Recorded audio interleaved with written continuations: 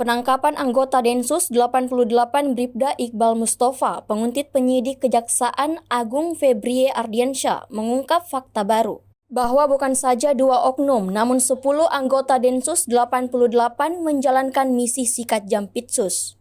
Dari pemeriksaan Bribda Iqbal terungkap pula asal anggota Densus 88 tersebut dari berbagai daerah. Dalam berita acara pemeriksaan atau BAP, Bribda IM dari sumber internal Kejaksaan Agung tertera bahwa kelompok itu terdiri dari 7 oknum anggota Satgas Densus Jawa Tengah.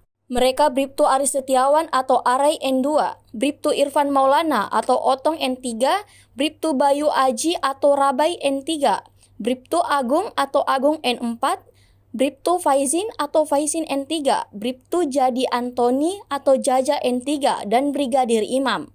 Sedangkan sisanya merupakan 2 oknum anggota Satgas Densus Jawa Barat, yakni Bribtu Doni dan Tommy Nugraha alias Fahmi.